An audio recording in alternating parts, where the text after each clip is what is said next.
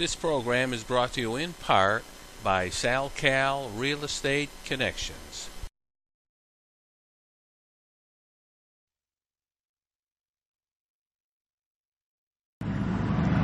Welcome to Race in Action Today. We're here today to bring you the action from our favorite race venue, Lime Rock Park, the road racing center of the East. And the event today, and I'll tell you, it's my favorite event of the year. It's the Lime Rock Park Vintage Festival. We'll feature antique cars, vintage race cars with a history as rich as the Connecticut Tobacco Valley soil.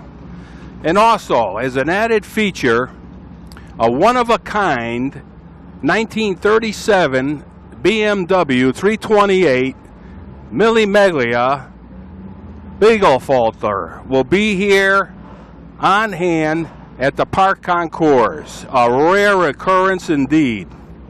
I think it's time you find yourself a very comfortable chair and relax. We're about to see what vintage racing's all about and the people who make it happen.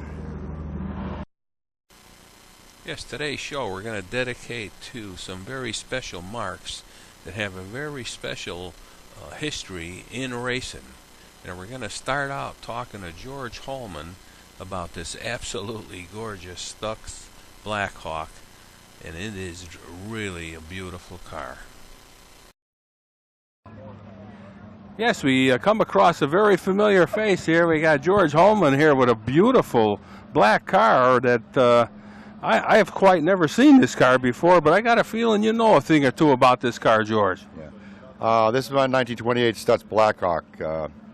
I'm usually here with a Bentley Speed 6, but I'm here with this Speed 6, with this Blackhawk Stutz. It's 1928. We've got a DB32 engine in it, which is 4-valve per cylinder twin cam motor, making about 245 horsepower. We raced at Le Mans in 2004. We had a good time. We raced it also at other places in Europe too. Wow, this car has been around then, huh? That's right. Now, what was the original history of it? Do you have an idea of what happened or how it was raced? I can't trace it back past about 1955, 56, but it had this particular engine in it then, which is a racing engine. Originally, the Blackhawk did not have a racing engine in it, but this was had it in it since at least 1955. Now, were they kind of into racing for a long time? Oh, Stutz was into racing for a long time, right from the beginning. Next year is going to be the 100th anniversary of Stutz Motor Car Company, and if you remember in Indianapolis, Stutz entered the Stutz Bearcat in about, I think it was 1912, and it was the car that made good in one day. That was their motto, was the car that made good in a day. Wow, that's interesting. I'll tell you, I'm kind of so impressed with this car. It's like massive. You know, I really don't run across these cars often. Yeah, it's heavy. It's about 3,400 pounds.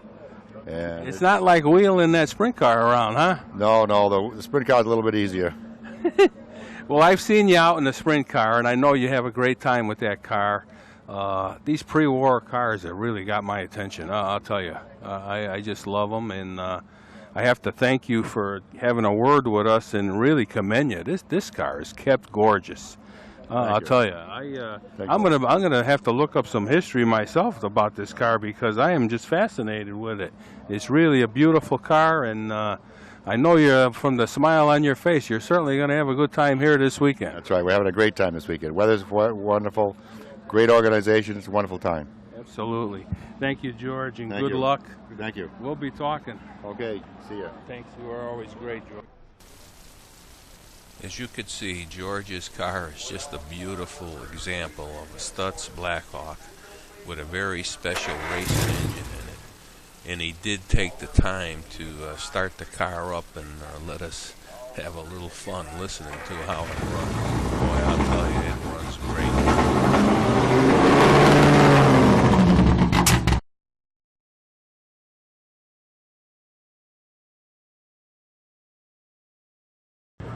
Yes, we have Rachel Prehuskis-Bendel, who drives this beautiful MG. I'm not really sure. It looks like a TD to me, but I think you know a few things about this car, huh? Yeah, it's a 1953 MG TD. Now this car been in the family a while, I understand. Yeah, my dad's owned it for quite a while, and he's raced it, and then now I'm racing it. So. Yeah. Now you took the course, then you know, just for vintage racing, or did you do any other type of racing required before that? No, just the vintage racing course. Where are you from? Clifton, New Jersey. Do you race locally down there in any specific spot? No, usually we come out to 1 or 2 events a year, and then that's pretty much it for the year. So. And then work on the car the rest of the year, right? Pretty much, yeah. Whatever damage is done during the 1 or 2 events, get it back. Yeah, I was talking to Dad. He's got quite a history with this car. You know, he's been all over the place, huh? Yeah. Yeah, it's been all over the Bahamas, England. So. Well, we're certainly going to keep an eye out for you. What group you in today? Group 4. Group 4, yeah. Well, you're in good company. Yeah. Intimidating company, but good company, yeah. Yeah, we want to wish you luck, and I'm sure you're at least going to have a lot of fun, right? Absolutely. Thank you. Thanks for your interview. Great. Yes, we did watch Rachel out on the racetrack, and she sure looked comfortable out there in her MG, as these cars really have a great racing history, and we're glad that she brought it to this event.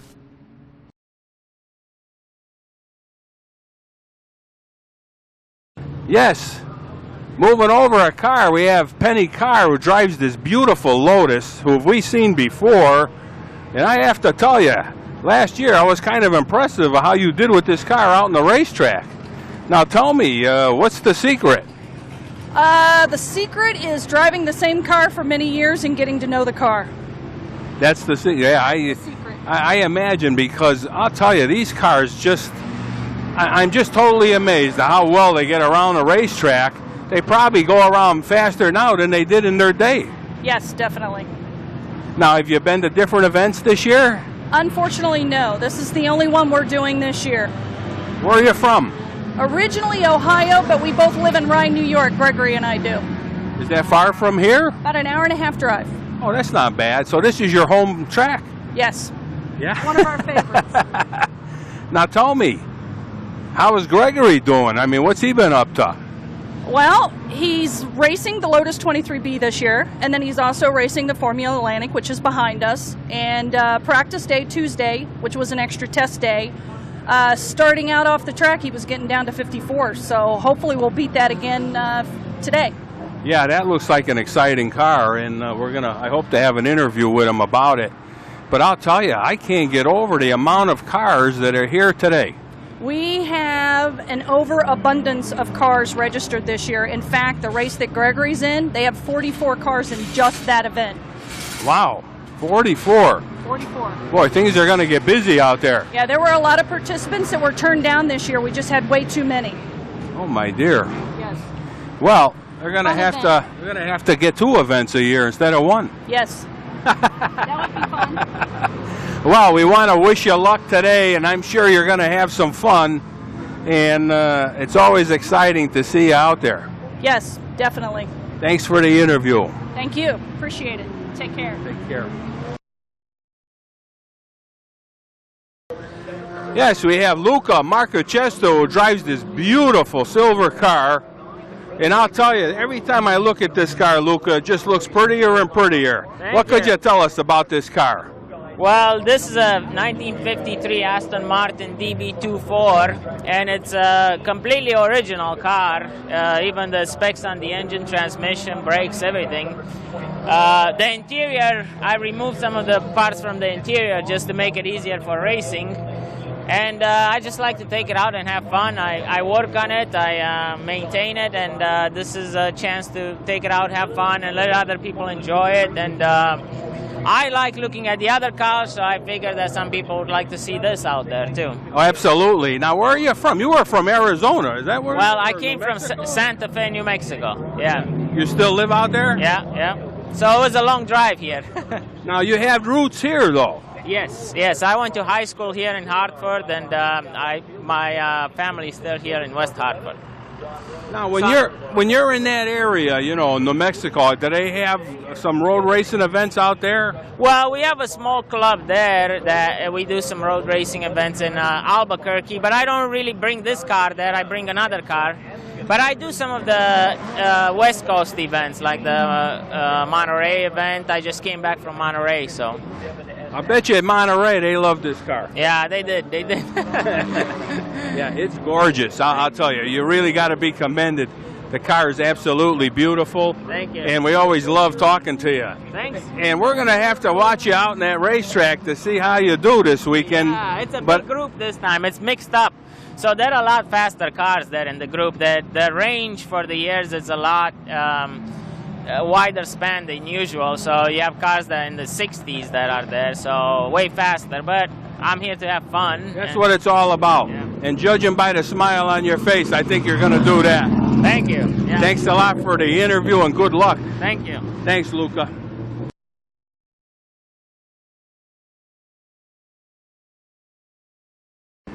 Yes, we have Stu Forer with us, who has this absolutely gorgeous Jaguar. And I'll tell you, Stu, every time I see you out in this racetrack, look like you're getting faster and faster. I love the car. It's a great car. It's a 1951 XK120. And these were the cars that raced in the early years at Watkins Glen and Bridgehampton and all the major road races. Phil Hill, who later became a Formula One, America's Formula One champion, started in an XK120 and won the first race at Pebble Beach in it. So the cars have a lot of history and they're fun to drive today. Yeah, I see you out there all the time, and I said, wow, I mean, you really know, starting to learn how to bring this car around here, and the history of these cars is priceless. This was an early SCCA, Sports Car Club of America racer, and I bought it in about 2000. It was finished in 2004, and we've been racing it ever since. Yeah, I could tell that. Like I said, I seen you at more, I don't know, about 3 or 4 events in a row here, and it looks like you really start to like this place. Now, have you taken it to other tracks? Yes, it's been all over. I have the car maintained by KTR, who maintains all of these cars here, and 2 other XK120s that are here today. Yeah, I saw those. I never seen them before, actually. It makes it, for someone like me who has no mechanical ability, it's terrific because they prepare the car, bring the car to the race, store the car. All I have to do is get in and drive it, which is the way I prefer it. That's all the fun. Yes, and I clean it. I like cleaning it. Well, we're certainly going to wish you luck this weekend, and judging by that smile you always have, you're certainly having a good time. I'm sure of that. Time when I'm here. Absolutely. Good luck, and I'm going to keep an eye out for you because I always love seeing you out there. Thank you. Thanks a lot, Stu. Thanks. You're great. As you could see, Stu 4-Hour's absolutely gorgeous car here, this Jaguar, is really something special, and he really needs to be commended.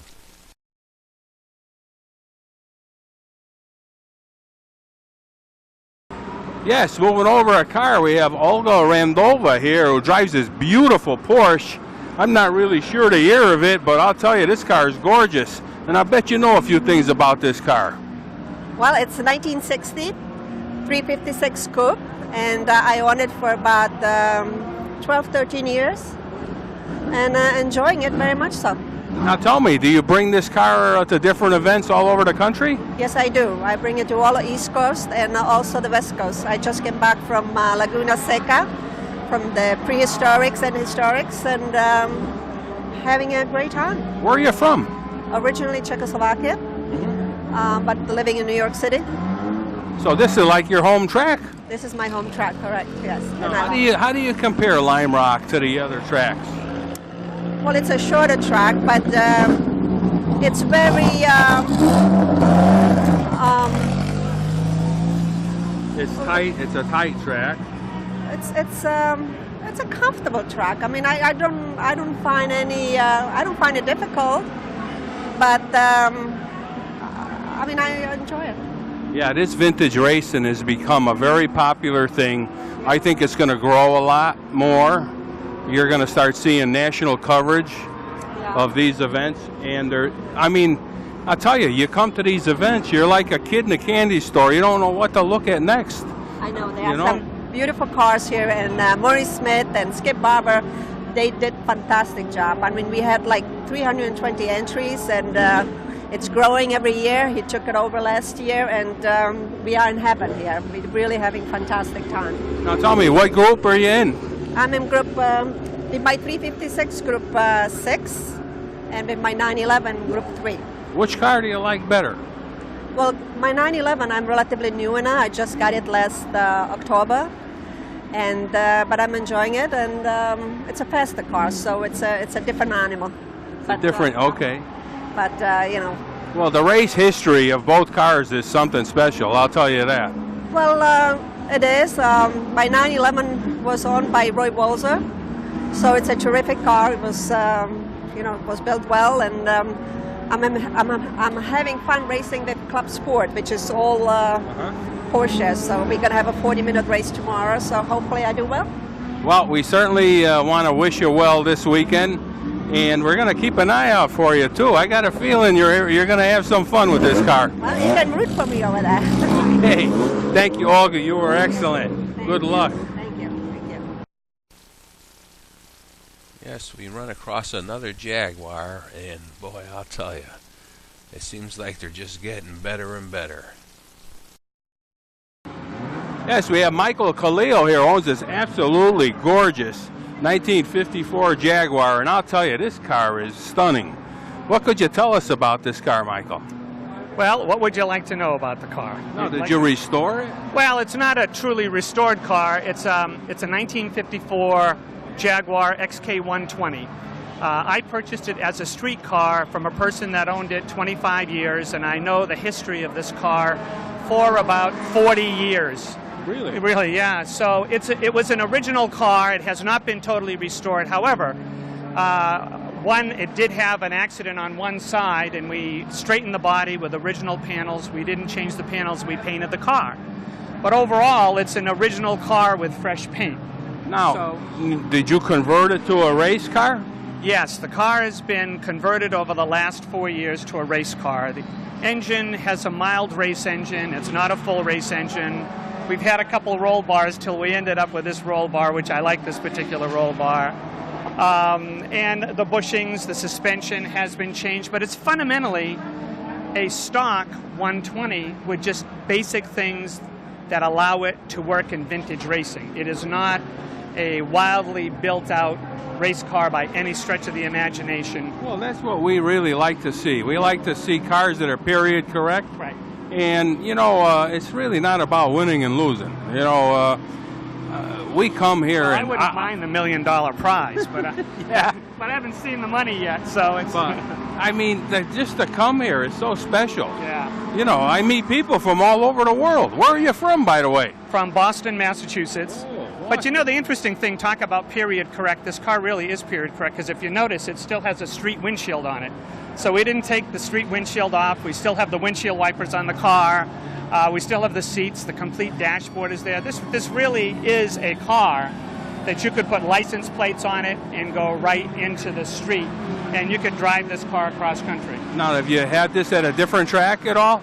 I've had this at a lot of tracks, actually. I've had this down in New Jersey. Last year we won a race with the VSCCA at the New Jersey Vintage Grand Prix. I've had it at VIR in Virginia. I've had the car at Watkins Glen. We did pretty well at Watkins Glen.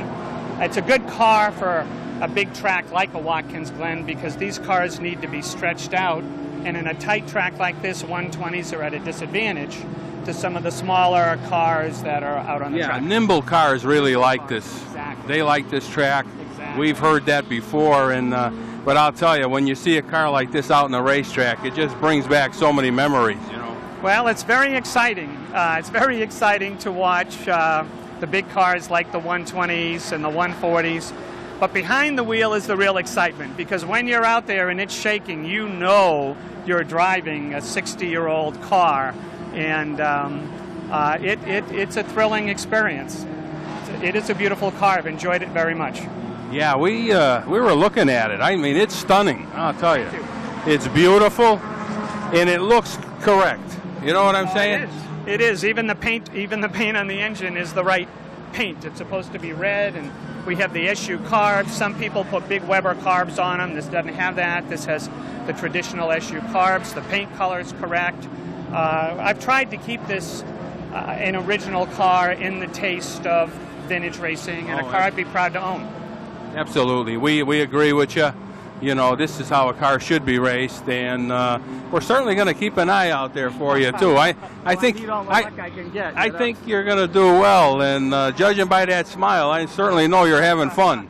It's a wonderful event. Everybody works so hard to put this event on. The cars are fabulous. There's so many fabulous cars. Just look down this row and that row. I've enjoyed this event a lot, and I wouldn't miss it for the world. Well, we want to thank you, and we're going to be keeping an eye out. I just know you're going to do well. Thanks a lot, Michael. A pleasure. Thank you. Thank you very much.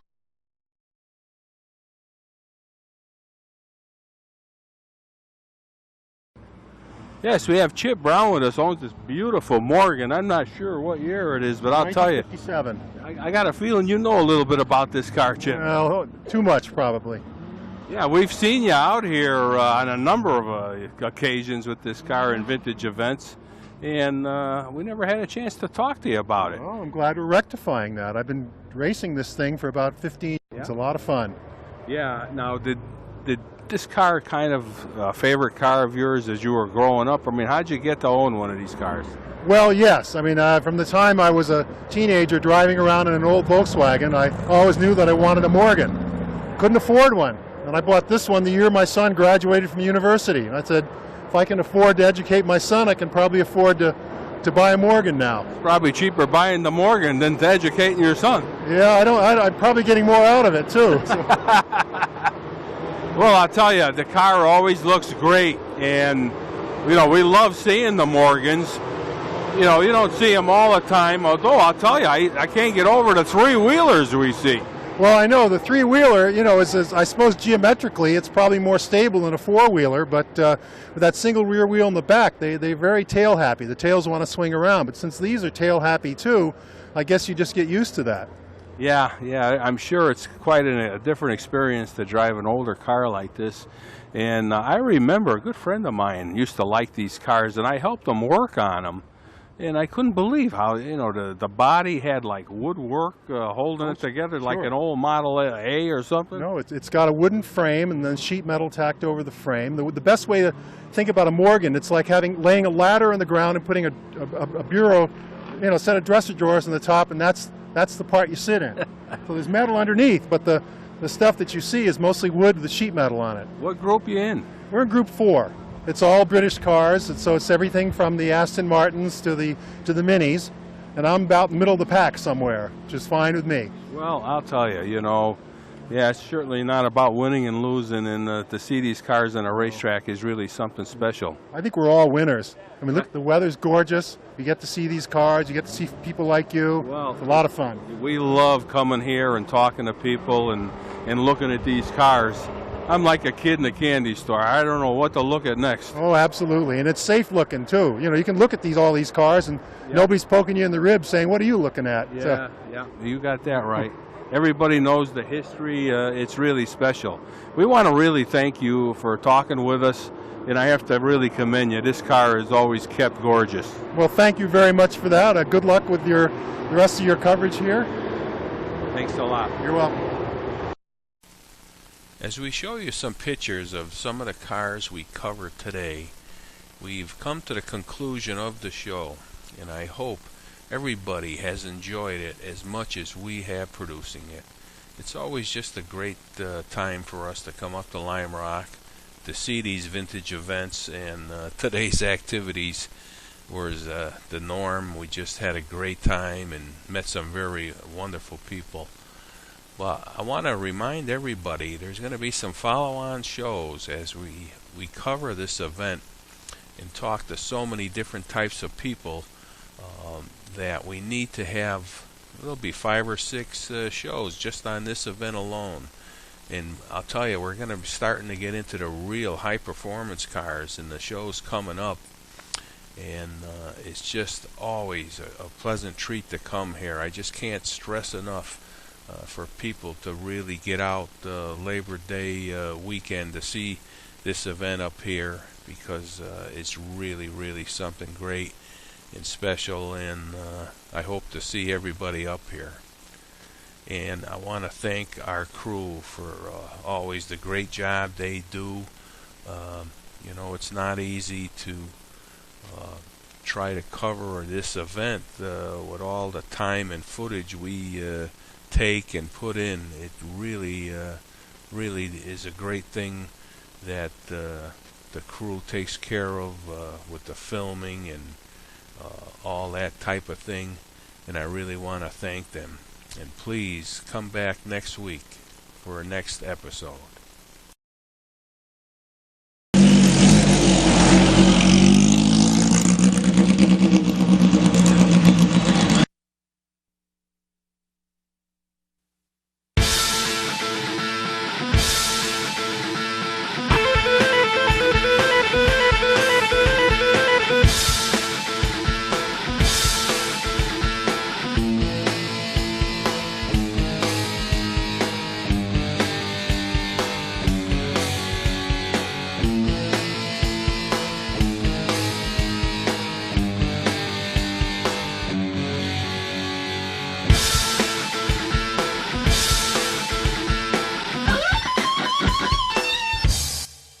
This program is brought to you in part by SalCal Real Estate Connections.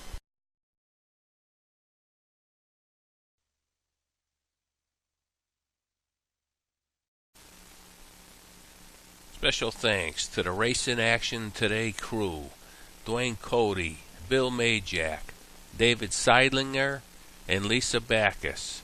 And also we want to thank our home station, Nutmeg TV, for all their support.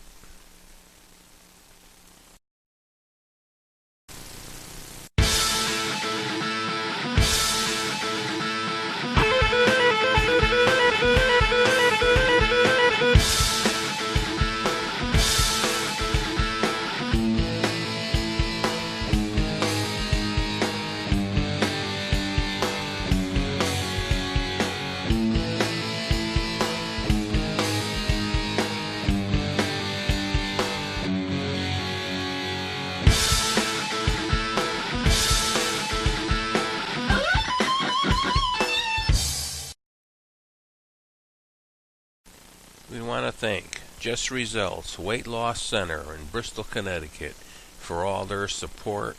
And also we want to thank Big Apple Pizza for all their support and all the great things they do down at their restaurants.